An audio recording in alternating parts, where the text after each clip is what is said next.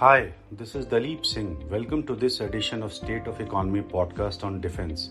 For the first time, we have decided to host a startup for our podcast after engaging big players of the military sector in previous episodes to understand what self-reliance in defense sector means to a new kid on the block. It is important to get a first-hand perspective of a young mind that innovates and offers smart disruptive technology for the armed forces that has changed the grammar of war derivables and narratives. Precisely for that, we have as our guest Dr. V. Shivaraman, a co-founder of one of the fastest growing Chennai-based startup Big Bang Boom Solutions Private Limited. Shivaraman holds one of the youngest PhDs in nanotechnology in the country. That I think should be enough to describe his academic profile. Similarly, his 5-year-old startup, Big Bang Boom Solutions Private Limited, has already supplied anti-drone systems, situational awareness solutions, and high expansion firefighting foam to the tri-services, and many more deals are in the work. In the process, the startup has earned recognition as well as accolades. Welcome to the podcast, Dr. Shivaraman. Please take us briefly through your foray into the defense sector and their journey so far. Thank you, Dalip ji. We at Big Bang Home started the company around 5 years back, and primarily wanting to focus on creating indigenous intellectual property in India. We were one of the first companies to join the iDEX platform, the MOD's flagship innovation platform, where there is more focus on IP creation and technology ownership than on joint manufacturing or joint ventures. That has been the history of India in defense technology in the last 70 years or so. So we started off 5 years ago, and we started off with two major projects that we were interested in. One was a see-through armor, an upgrade, a situational awareness upgrade to armored vehicles, and second was the anti-drone defense system. Both these products are now complete. We've completed the trials with the Army and the Air Force respectively, and we're looking at the procurement orders being placed with us very soon. For a less amount of time, I think that's a decent start, I would say. But where do you see yourself and your company, say, in next 1 decade? Are you looking to specialize into a particular vertical of the market, or you are willing to explore market and grow? So there are two parts to this. One is technology-wise, Big Bang Boom is positioned as a solutions developer. So we are technology agnostic. We work in AI, in situational awareness, which is basically computer vision. We work in RF technologies. We also do pure software or pure hardware design in-house. So we are looking ourselves as being a solutions company that is able to build end-to-end products customized to the need of the armed forces. Given that, and given the kind of gestation period that is there in the defense industry, we are looking at being able to serve both the Indian nation and countries that are friendly to India. So we already are in talks with multiple countries around the world, and soon we'll be positioning our products around the world. First choice is obviously with the country. But apart from that, as a defense company, it would be impossible for us if you were to work in only one geography. No market is big enough. So there will be a lot of vertical growth that we are looking at. Now that you're talking about no sort of global sort of defense ecosystem, let us no talk about ongoing global conflict. No, that they have amply demonstrated that there are no heroes in battles now. It's only machines. What you're seeing between Israel and Hamas. So there are rockets, there are drones, there are future technologies that are providing cutting edge advantage to forces at war. At least that's the message you get from a distance of the battleground. Is that a fair assessment that there are no heroes now and there are only machines? No, I would say that's definitely not a fair assessment. Even in the current crisis, like for example, whether you take the Israel Hamas crisis or the Ukrainian Russian crisis, the two things that are majorly going on, there is a requirement of a lot of human intervention in the battlefields. There are a lot more autonomous systems that are prevalent today. Like we build a lot of autonomous drones for the Navy, but we are very, very far away from it being a pure battle between machines and there being no humans involved. For example, one of the most biggest advancements of technology has been the use of FPV drones against bunkers and tanks in the Ukraine crisis, where they have very, very effectively used extremely low cost, high technology drones against it. But these still need to be operated by a person. And without that man in the loop, it's very, very hard for you to be effective in battle. No, what I was trying to sort of say was slightly different. In previous wars, you knew, okay, these are the heroes of the war. Today, the narrative has changed. Today, you don't get to see any narrative around a officer, be it from Ukraine or for that matter in Russia. So, in that sense, I was saying that the narrative is technology dominant. I agree. That is quite true. And that is also, I think, that has progressively grown up both from consciously from the armed forces positioning themselves as, it's not about a single person making a decision or wars not being fought for glory, but more out of necessity. Fair enough. So we'll get back to our own home turf. So the indigenous military industry ecosystem appears to have got on to the runway through Atmanirbharta scheme introduced by this present regime. But there is still some distance to cover. Can you tell us about your experience of the iDEX scheme of the Ministry of Defense and what lessons new innovators and startups can take up from your conversation? We as a company are very bullish on iDEX. We really look at it as a very progressive scheme. iDEX, just to give you a brief introduction, iDEX is a innovation challenge initiative where the armed forces, the Army, Navy, and the Air Force throw out challenges or problem statements that they want individuals or companies to be able to solve. Multiple companies can apply for it, and once the applications are in, they do a screening round where they shortlist a number of applications, and then these shortlisted applications are called on for a presentation in front of a high-powered steering committee. Now, the HPSC, as they call it, now that will then shortlist or it will select one or two startups to work on the problem statement.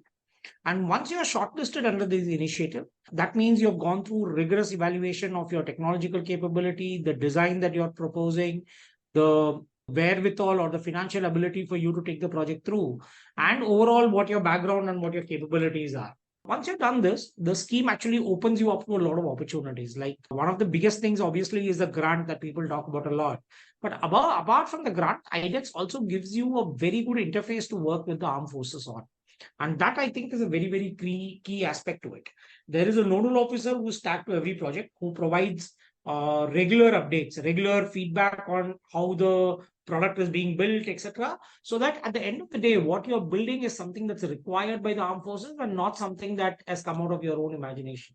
This sort of a close collaboration between the startups or the individual innovators and the armed forces did never existed before iDEX. There have been other schemes like TDF, AR&DB, etc., that have tried to do innovation in the defense ecosystem, but they've always lacked this end user engagement where the end user is actually involved in the design and the development of the product. The other advantage is that during the entire phase of development, iDEX also provides us with the infrastructure facilities. Like for example, if we build a drone, we will use the nearby army ranges to test them, and that itself becomes a big advantage because you need access to these kind of infrastructure to be able to do the kind of design and the product development that you are intending to do. So working with the armed forces on developing it, access to the military infrastructure and information that's coming in from the armed forces are two major advantages of the iDEX. The last, obviously, is that the current DAP has a new procurement policy via iDEX, where companies that are shortlisted through iDEX, the armed forces can go ahead and procure from them directly. That actually gives a shot in the arm for the developer who has spent, let's say, 2-3 years time and crores of rupees to develop a product, where he can end up with an order rather than just being an R&D project. We'll get on to the challenges and procurement issues later, but will it be a tricky question if I ask you sort of tell us your experience with the three tri services? Whom do you feel are business friendly? Whether is it Army, is it Navy, is it Air Force? I'll try and be as candid as possible. The good part is Big Bang Boom works with Army, Navy, and the Air Force. So we have fairly good experience with all the three services. The fact remains that all the three services are actually putting in a lot of effort into this entire engagement with startups and trying to become more friendly with the private industry. This can be seen that there is a lot of top-down push and a lot of emphasis on being open and aggressive about it. Of the lot, currently, I think Navy is very, very proactive, while Army and the Air Force are supportive. The Army was proactive till like a couple of years back. They've slowed down probably because of their size and other constraints that are there. But then, frankly, all of them are putting in effort. So, would you like to talk about your startup engagement with defense PSUs? And if at all you are also in conversation with private sector? The private sector, the big private players that are there in the industry actually are quite aggressive, quite proactive in terms of engaging with smaller companies. There are multiple ways in which they do it. One of the ways is that we apply for joint tenders together, where we look at a component or a system being provided by us, which is integrated by the bigger player into a system that's required by the armed forces. This is a very good way because this is how mostly the international people also work, where they look at smaller, deeper technology companies sort of assembling together to be able to provide a larger system. The other way that we also engage with them is we look at ways in which we can collaborate on development of some technology for them. That's more or less an outsourced contract that comes to us. And I think both of them are, quite useful as far as the industry is there. There is still a lot of trust deficit. There's always conversations on IP ownership. How do we work together with the bigger player? Respect the boundaries and the intellectual property of the smaller player. There are issues surrounding it, and there's no clear way forward yet. But I think this is something that the ecosystem will have to figure out on its own as we go along. I think I was in fact precisely I was coming to the point where you were sort of talking about Lakshman Rekha. A sense even I also get while interacting with especially private sector, they feel that there should be a tiered system. As of now, what the feeling they have is that all the big companies are running away with most of the contracts, and more than that, they feel that even a contract which should be left to MSMEs and startup, that is also being gobbled up by them. Do you agree to this feeling? I won't disagree that feeling is there in the industry, though I personally don't subscribe to it. I think that the industry's focus should be on being able to get the best technology, whether it's from a small or a big company. Unfair trade practices, like for example, there are mechanisms that the larger companies are using to keep the smaller guys out. And that I think should be avoided. But overall, if the bigger guys are as competitive or as technologically advanced as the smaller guys, there is no reason they shouldn't get the contracts. Okay, fair enough. That's an interesting view. I heard you speaking at Navy Swavalamban seminar on challenges faced by the startup. In fact, you are representing these startups. What, if you can just list out sort of changes you would recommend for ease of doing business, both at the policy level as well as funding? Because iDEX also, there are funding issues. Many startups have said it. Are the venture capitalists also hugging you more comfortably, or are there still problems? I think this is a very, very big question. So I'll try and answer it one at a time. Coming to procurement policies, I think it is very important to note that there has been a lot of changes over the last 3-4 years. iDEX as a scheme itself, then Sprint that was funded or that was promoted by the Navy, and then the new changes in the DAP has actually given a lot of shot in the arm, and I think it's a very progressive scheme. Nonetheless, there's still a lot to be desired, a lot to be done. And I think we're just barely scratching the surface as far as our capabilities or what is required for the system. Now, one of the major challenges that we see is cases where in iDEX there are more than one startup that is participating. The current DAP has a provision for procuring from the firm that completes single stage composite trials. The other firms can continue to develop, but on completion of trial, they'll be given a fit for military use certificate. Unfortunately, there's no liability to procure from those other firms that are there. The intent behind this is that, let's say there is a case in which there are 3 firms participating. If one of them doesn't come up with the product, the others cannot be in an endless wait. So the provision is made so that if one guy finishes, they can go forward. This is good. But there have also been cases where for the same challenge, 2 firms have come up with vastly different technologies or completely different products that are there. And there is a requirement for both of these kind of products.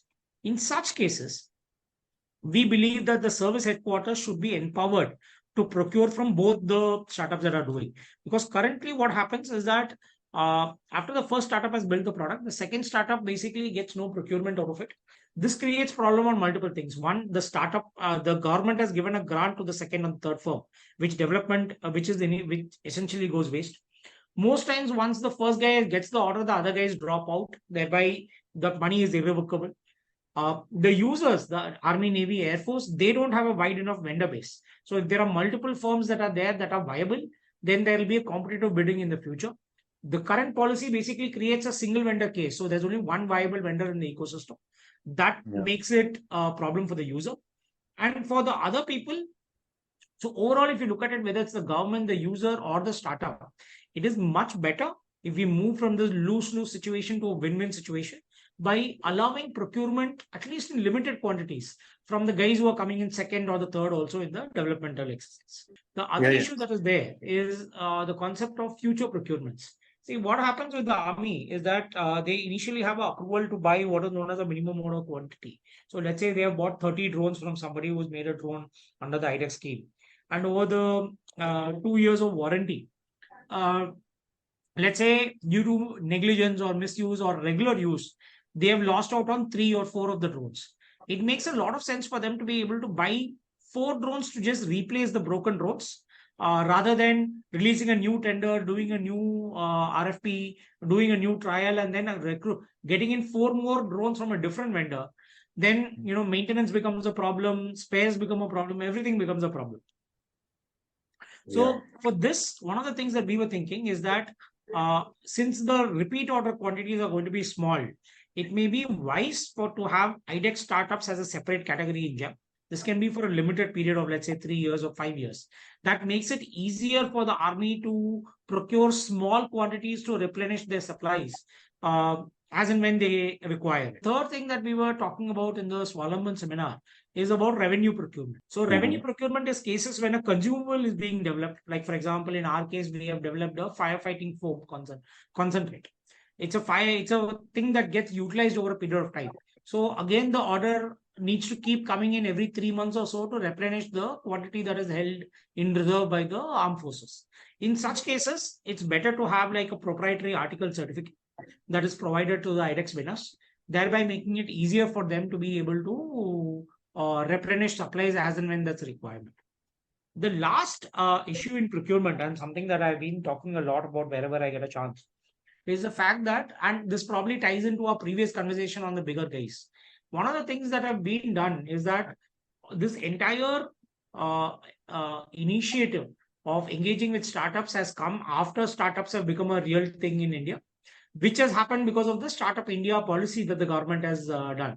The central government, under the DIPP scheme, basically provides startups with a lot of concessions.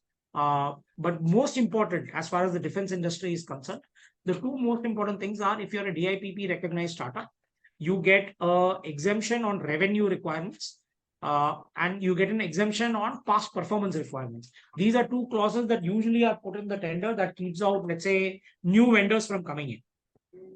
So the startups are exempted under this. Now, what is distressing is to note that while this is a benefit that the government has given to the startups, the benefit has been effectively circumvented in the current tenders. There are multiple examples, literally any big tender that has recently come up, especially in EP4. You will notice that it asks for a credit rating requirement. Now, credit rating is basically a rating of your credit worthiness. That means you need to have taken a working capital or a term loan from a bank, service the loan, and then be qualified for a credit rating. The required credit rating for participating in the tenders is pegged at BBB+. That is literally India's government's what rating you get in the international market. It is impossible for a startup that doesn't have a revenue to get a credit rating of that kind. So effectively, only the big companies will be able to participate in the tender. So what has happened is, by how the tenders are being framed, the policy changes that the government has enacted over the last 10 years to actually give startups a fighting chance has been completely nullified. And this is something that's very, very disturbing. And hopefully the right people will take notice of it. And something will be done before it actually becomes a big issue. So do you see a conspiracy, or is it a sort of a lapse, just a it didn't occur to them?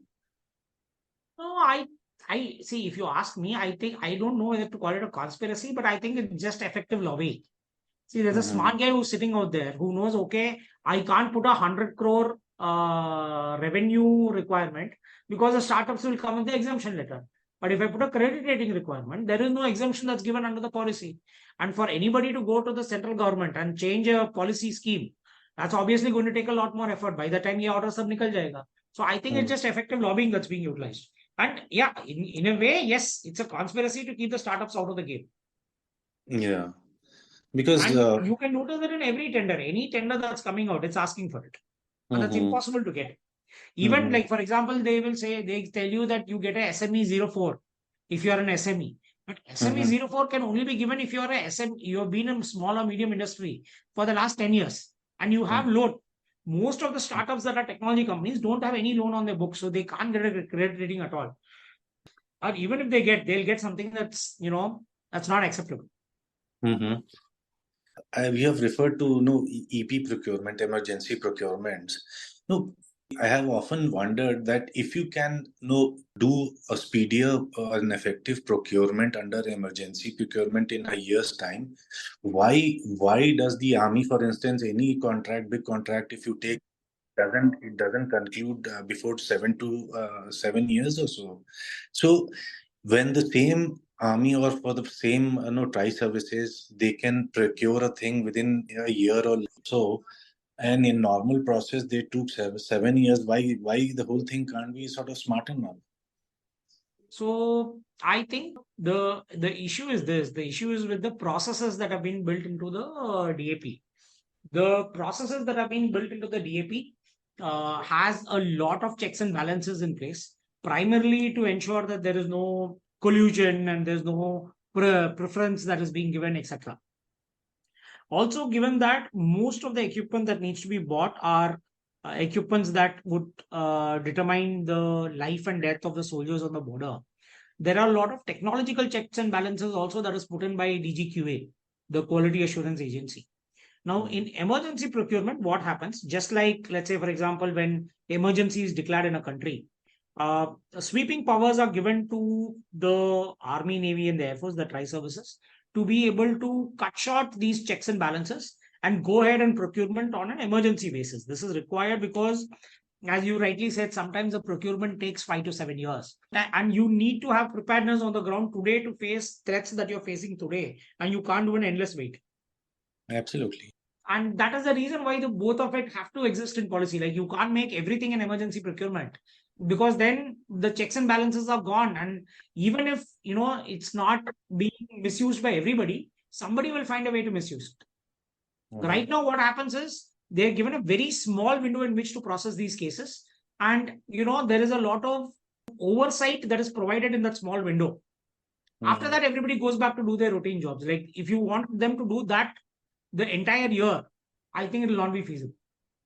I'm sure there are other no procurement issues we can go on and talk about it. No endless documentation. There's a need to sort of know all the stakeholders to sit together and then formulate RFIs and RFPs. All that is there. We'll move on to a more important aspect of this whole defense procurement issue, which is investing in R&D. And I think you're the sort of appropriate person to answer this question. Startups are driven by innovations, but what you find is large companies are more are manufacturing driven, rather, to say that. No, you get a joint venture with a big company, probably a foreign OM, set up a shop here and you just invest. Their investment in R&D is minuscule, and you can't become a net exporter unless until you innovate. You have your own systems. So what do you think, why the no the big players are not investing the way they should be, and what should be the way forward? Again, here I think I have 2 points of view. One is more on the ecosystem side of things. I think the bigger players don't get into it because as a ecosystem, we don't have an innovation mindset. We have more of a services and manufacturing mindset that basically comes from where our strengths lie. We have never done, because innovation basically comes with risk. One of the things that I keep telling people is that today Lockheed Martin is a very, very big company, and their F-35s are very popular around the world. Yeah. Their F-22s are very popular, the F-16s are very popular. But it's very important for people to go back and understand how they started off. And their first company, the Lockheed company, the F-1 that was made for the US Air Force, did not even take off. It was a project that failed, funded by the military. Then F2 was funded, which took off but was very, very bad. Then F4 was funded. Then F6 was funded. It took them multiple generations of the aircraft design and development for them to actually get a competitive fighting, I think the F-16, F-14 Tomcat, which was a successful aircraft engine. So one of the things in R&D is that you need to have the willingness to fail, and the ecosystem must have the willingness to accept failures. In India, you don't have a choice. Like, you are given, even in iDEX, you are given a grant and you're expected the product will deliver for sure within a year. And which is a very, very unrealistic expectation. So as an ecosystem, we are not an innovation ecosystem. That's one of the reasons the bigger companies don't engage in it, because everything is a challenge when innovation is concerned, right? In the right manpower, access to the right technology, access to the right components, the supply chain, everything becomes a problem. But in the manufacturing game, it's very easy. You get the ready product from outside the country, you show it to the government, you pick up the order. Now, basis the order, you can create your own supply chain. That becomes a very different equation.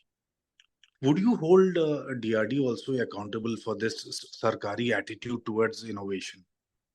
Absolutely. I think DRDO has done a terrible job for the kind of resources that it has. Has it been one of the best organizations in the country? Yes. Have they done a lot of innovative products? Yes. But for the amount of money that they have had access to, they should have been far, far more. The problem with DRDO, and this is something that again is being opened up in a lot of forums, and now there's a review committee that's been formed to see what is DRDO's role in the Indian defense ecosystem. Is that DRDO should have been more like a DARPA, more like a agency that does funding, that defines what technology aspirations the country has and what is the best way to reach it. Instead of it, DRDO has become like a behemoth that does everything from basic R&D to product development to technology transfer to quality control.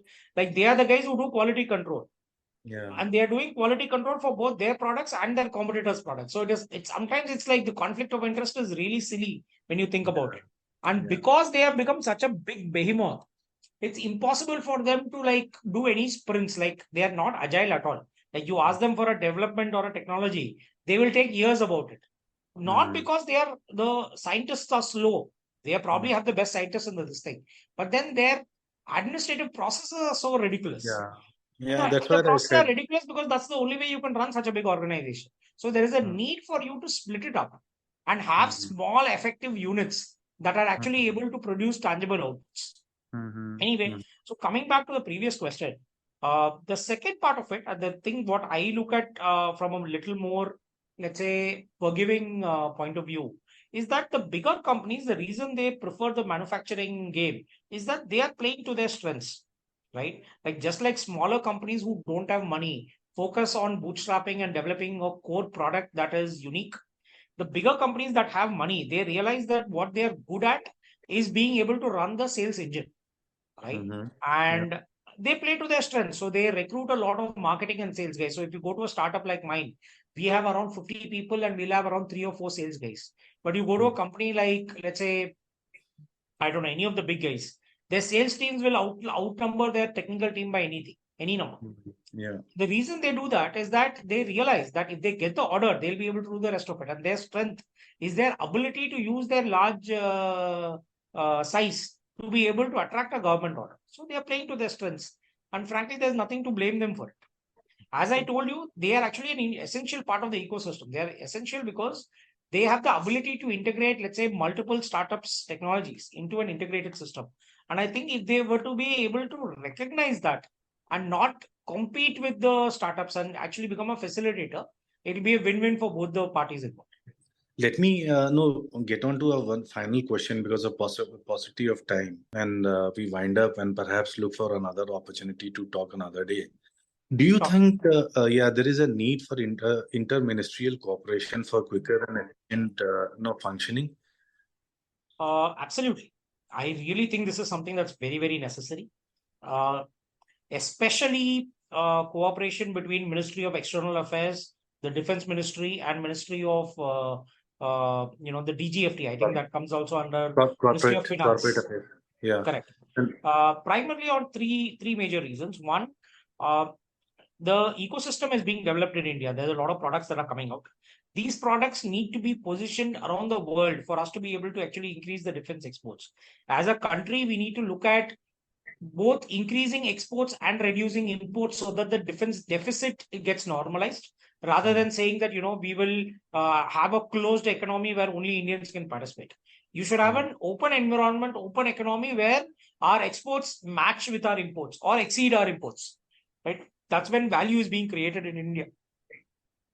For that, the Ministry of Defense needs to work very closely with the Ministry of External Affairs and have these defense attaches, which are already there in every embassy around the world.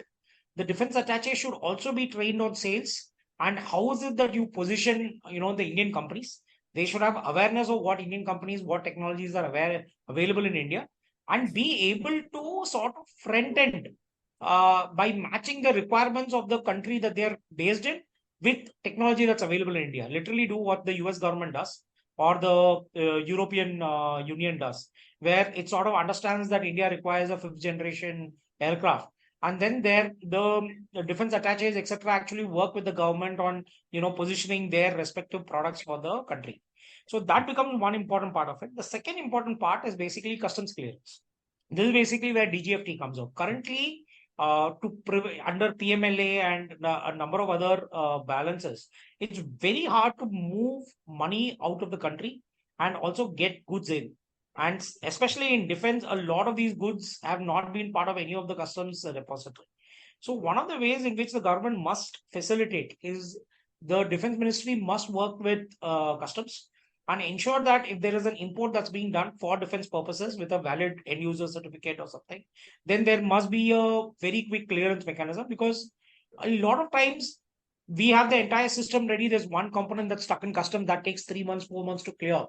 And frankly, it's a loss to both the startup or the company and to the country. So these two facilitations are very, very important. I'm sure there are other ways to work with. But these two, I think, will have a material impact in how this ecosystem grows. Thanks so much for coming to our podcast and giving such a sharp insight into the defense startup world and the procurement policy. Thank you so much, and we hope to Thank you, Dalip ji. Wonderful talking to you. sometime later. Sure. Thank you.